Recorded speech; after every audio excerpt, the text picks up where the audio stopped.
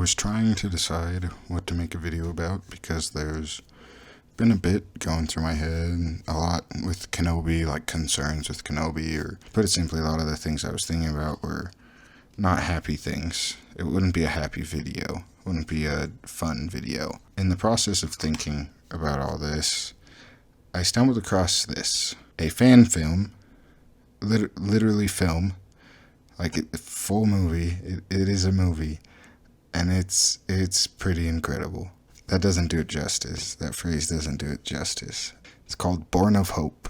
It is a film that covers the story of Aragorn's parents, Arathorn and Gilrain, or I'm not entirely sure how to say her name, but it's about Aragorn's parents and their story and how Aragorn ended up in Rivendell. So we know a bit about their story from the appendices and things we glean from the book.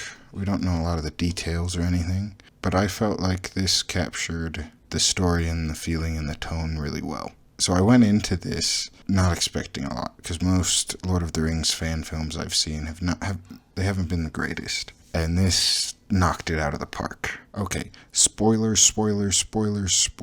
If you haven't watched this, go watch it first, then come back, because I'm not going to be able to talk about this without talking spoilers. I don't know how they did it, but they somehow got someone that I could believe was movie Aragorn's dad. Like, the similarities are there enough that I could believe it very, very easily. I don't know how they did it, but it works really well. They somehow pulled it off.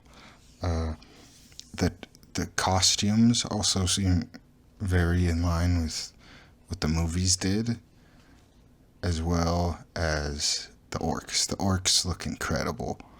Like, wow. Like, round of applause for the makeup department, costume department. You guys did amazing. Like, everybody who worked on this, you did fantastic. I'll get my gripe out of the way. The only gripe I had in this entire film was at one part they fight a troll, and it's when Arathorn's father dies. And it's daytime. There's clearly a bunch of sunlight on them, blinding and the cold fells. The troll comes out clearly in the sun, which that kind of, not kind of, it did bug me quite a bit. But other than this, there might be a few minor details here or there that kind of irked me or whatever. This was the biggest one. This was my biggest gripe, that a troll come out during the middle of the day. But otherwise, like, the fighting was really good. The opening scene was really great. So they had a little scene before the title sequence where you see orcs like raiding a village, and then you see orcs raiding a village, and then there's people running from the orcs, and then the rangers come out and save them. Man, I'm not doing good at this, but yeah, let's show off some of the orcs.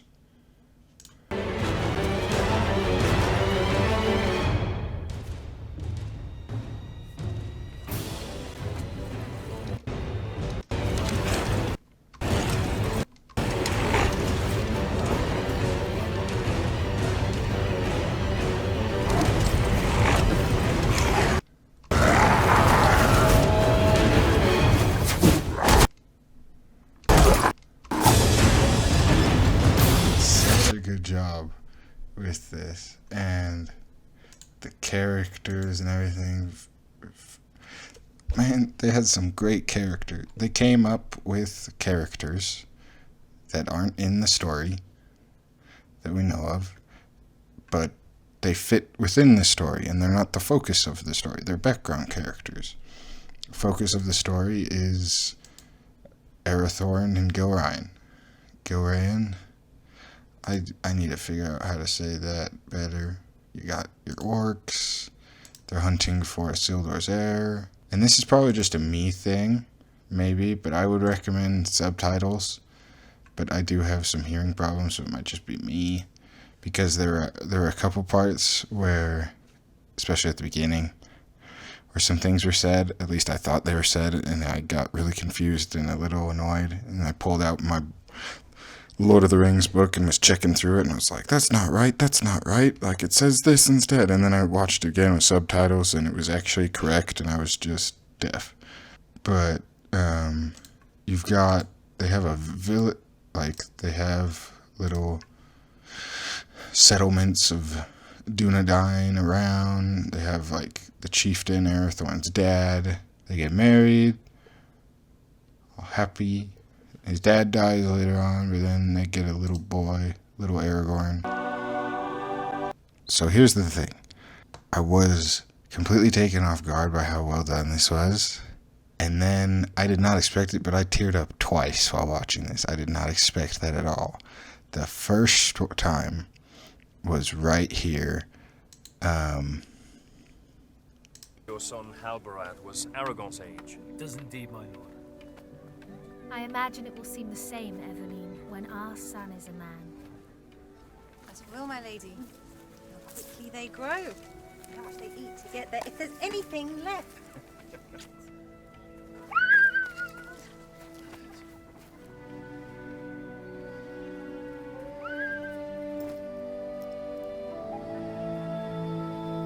I claim this field in the name of the king.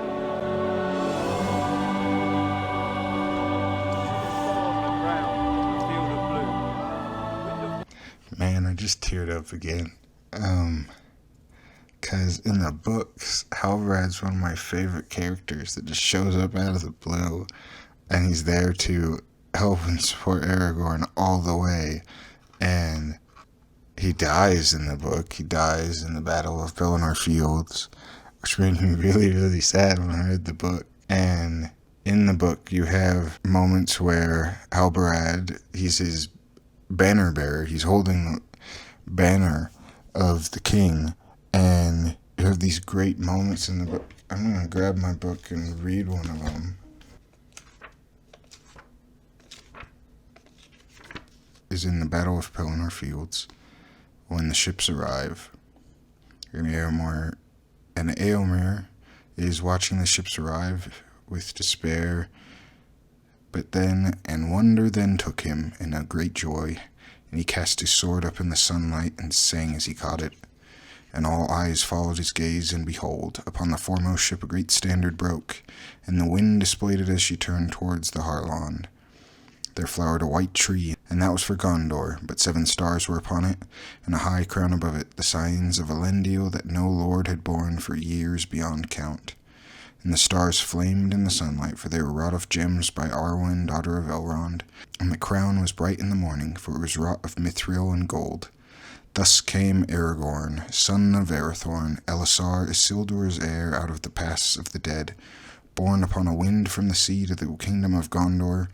And the mirth of the Rohirrim was a torrent of laughter and flashing of swords, and the joy and wonder of the city was a music of trumpets and a ringing of bells. But the hosts of Mordor were seized with bewilderment and a great wizardry. It seemed to them that their own ships should be filled with their foes, and a black dread fell on them, knowing that the tides of fate had turned against them and their doom was at hand. East rode the knights of Dol Amroth, driving the enemy before them, trollmen and variags and orcs that hated the sunlight. South strode Eomer, and men fled before his face, and they were caught between the hammer and the anvil. For now men leaped from the ships to the quays of the Harland and swept north like a storm. There came Legolas and Gimli wielding his axe, and Halbarad with the standard, and Elladan and Elrohir with stars on their brows, and the dour-handed Dunedain rangers of the north, leading a great valor of the folk of Lebanon and Lamadon, and the fiefs of the south. But before all went Aragorn, with the flame of the west, Anduril, like a new fire kindled, Narsil reforged, as deadly as of old, and upon his brow was the star of Elendil. And I realized the reason I was tearing up is because I'd always imagined this moment in my head, this wondrous moment in my head. I've imagined it over and over again, and to get a glimpse, even though they're both really young, one's like a toddler, one's a young teenager, where it meant a lot. So thank you for whoever So thank you to those who put this together. That moment was amazing. That was amazing. The second time I teared up was Arathorn's death. It got me. I got invested in the story, and it made me really sad that he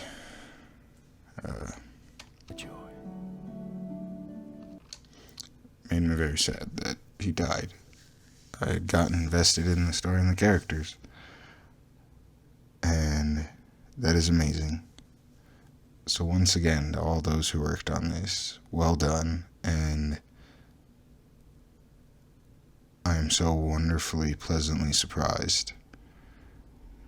This was incredible, and this just goes to show the power of fans who love these stories, the things they can achieve, because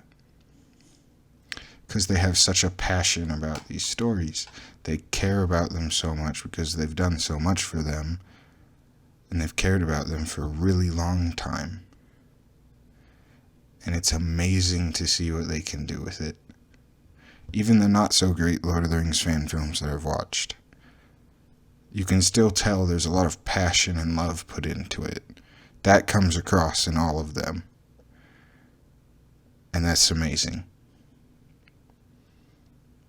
So I just want to applaud all those fans out there who have done the hard work of making these fan films, fan shorts, whatever you want to call them.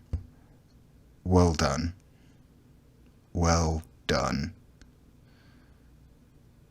And thank you so very much for sharing what you had in your mind and sharing it with the rest of us. Thank you so very much.